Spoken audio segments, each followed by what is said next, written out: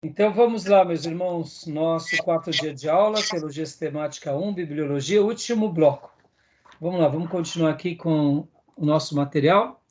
Vamos ler agora aqui a parte 5. Vou compartilhar para vocês.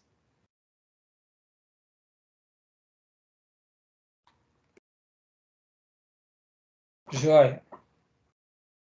Querida Maísa, leia para nós objeção. Isto é um argumento circular. Certo. Alguém pode objetar que a afirmação de que as Escrituras corroboram a si mesmas com a palavra de Deus é um argumento circular. Cremos que as Escrituras são a palavra de Deus porque elas reivindicam essa condição e cremos em sua reivindicação porque as Escrituras são a palavra de Deus. E cremos que as Escrituras são a palavra de Deus porque elas reivindicam essa condição e assim por diante. Ou seja, alguém vai falar assim, mas vocês acabam sendo limitados nessa afirmação. Tá bom, admitamos. Eu prefiro que haja um argumento circular do que tenha uma tradição que se ponha acima da Bíblia. Eu prefiro que tenhamos um argumento circular do que um pastor que é autoridade sobre a Bíblia, ou um homem, ou um grupo. Estão entendendo, irmãos?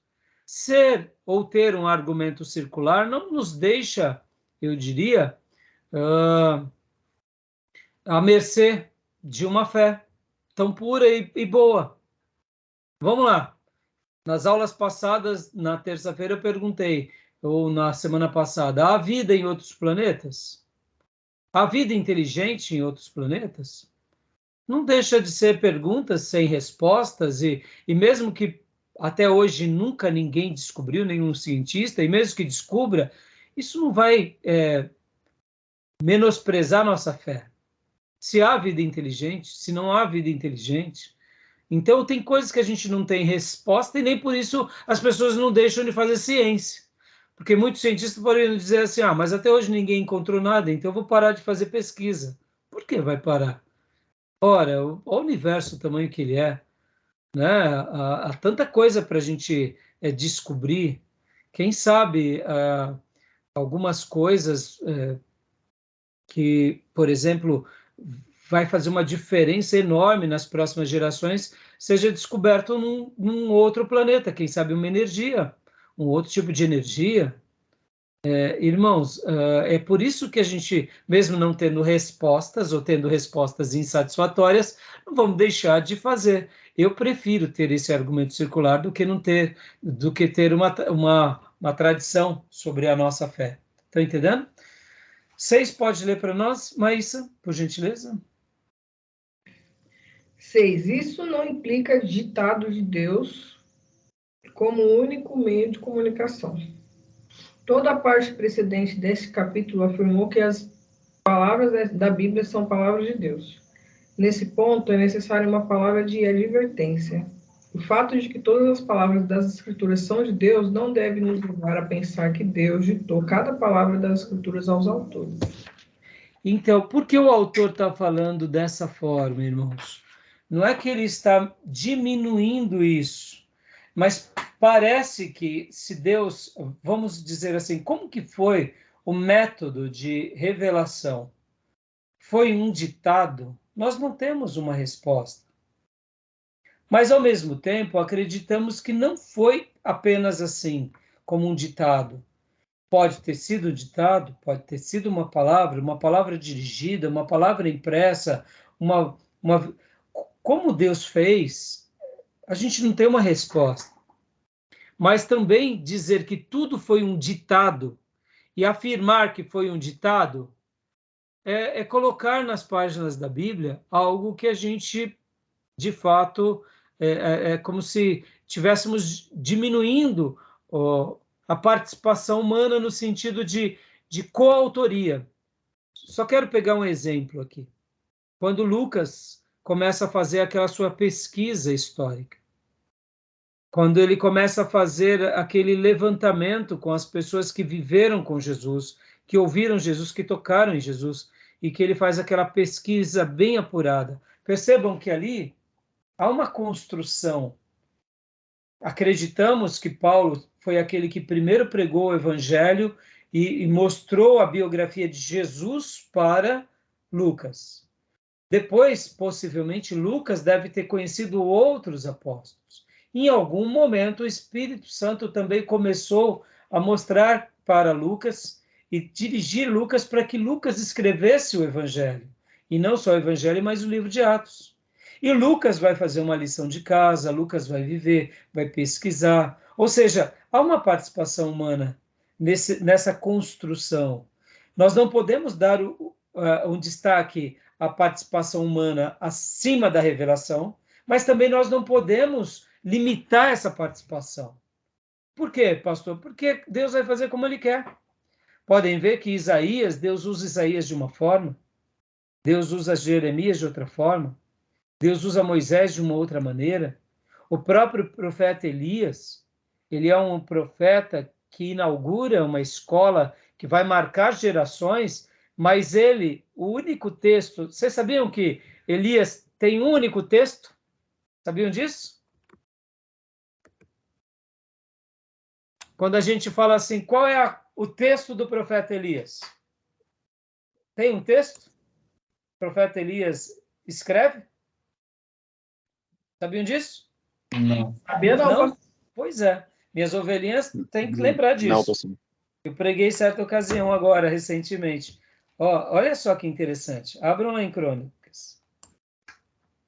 Curiosíssimo isso.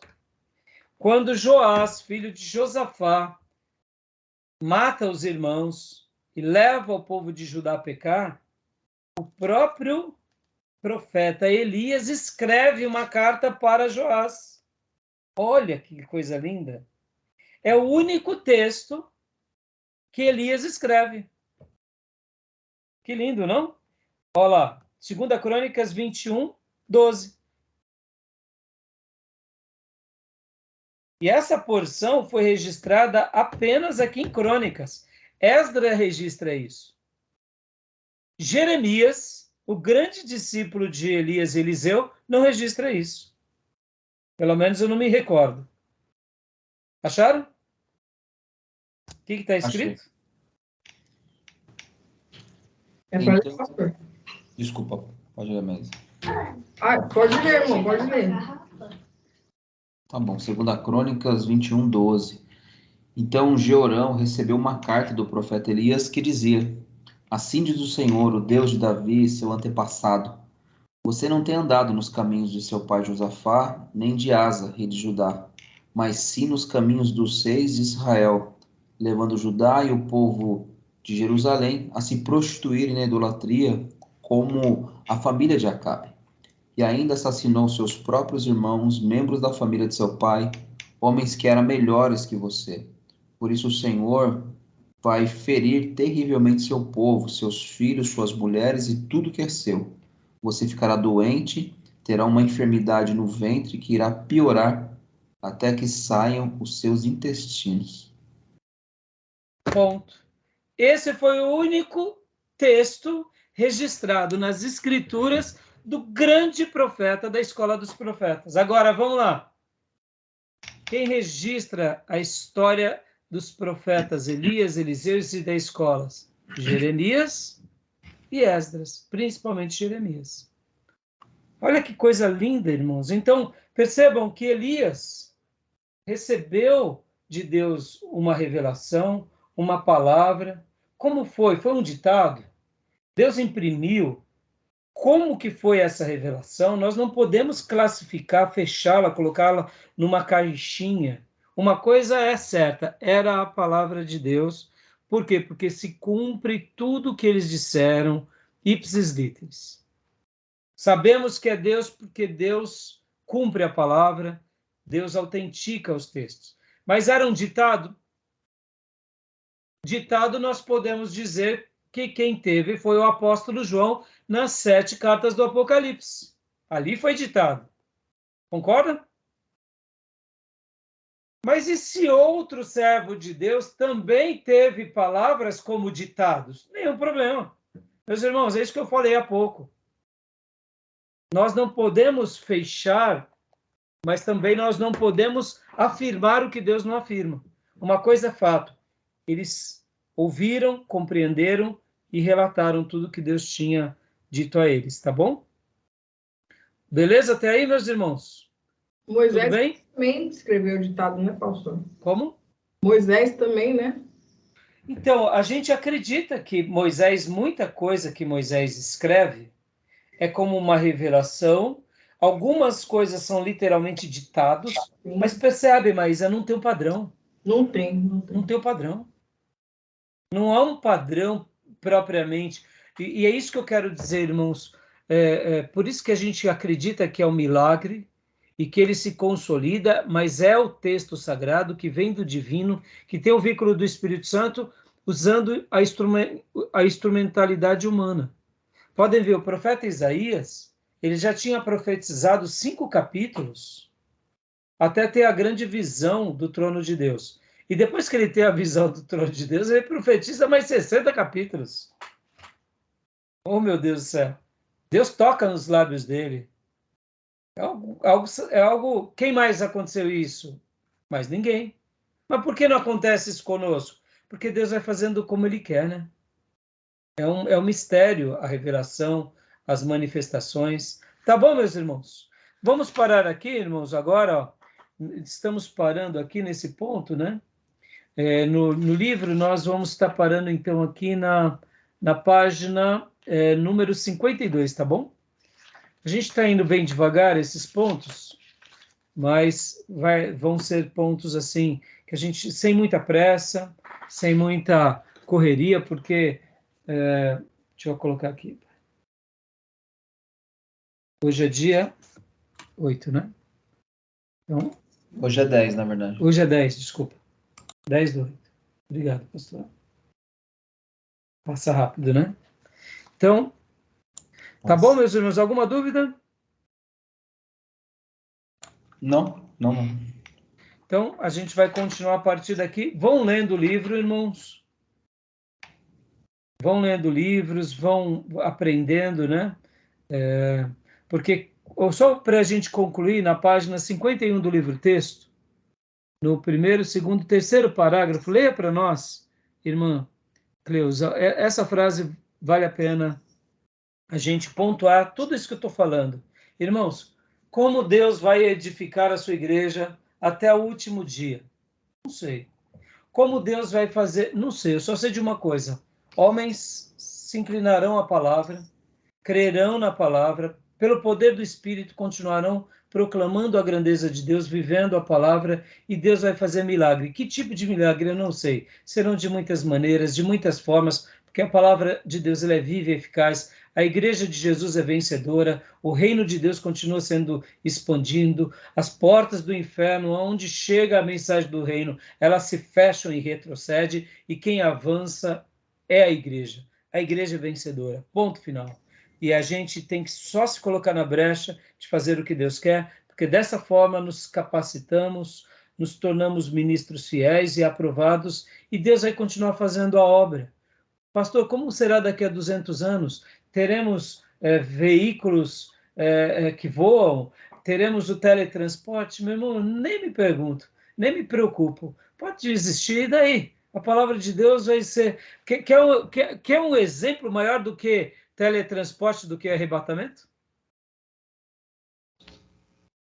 Filipe, quando ele vai lá e batiza o eunuco e de repente ele já está em outro lugar, o que é aquilo ali? É teletransporte ou não é? Existe teletransporte? Claro que existe. Os homens não descobriram ainda. Como vai descobrir isso, eu não sei. Mas se eles acreditassem na Bíblia, até o teletransporte seria criado.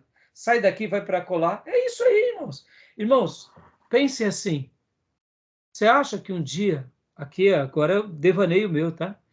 Que os outros planetas não vão ser habitados? Só precisa do teletransporte, meus irmãos. Concorda? Simples assim. Criou o teletransporte? Pastor, agora o senhor viajou na maionese, ficção científica. É isso mesmo. Jesus entra numa casa em que os apóstolos estavam trancafiados. que é aquilo? Mas é o corpo ressurreto, tá bom. E Filipe era o corpo ressurreto? E Enoque é o corpo ressurreto? E Elias é o corpo ressurreto? É teletransporte ou não é? Como que vai acontecer isso, eu não sei. Mas eu acredito. Então, leia para nós, irmã Cleusa, só para a gente encerrar, porque aqui pastor, vai... é 51, Terceiro parágrafo. terceiro parágrafo.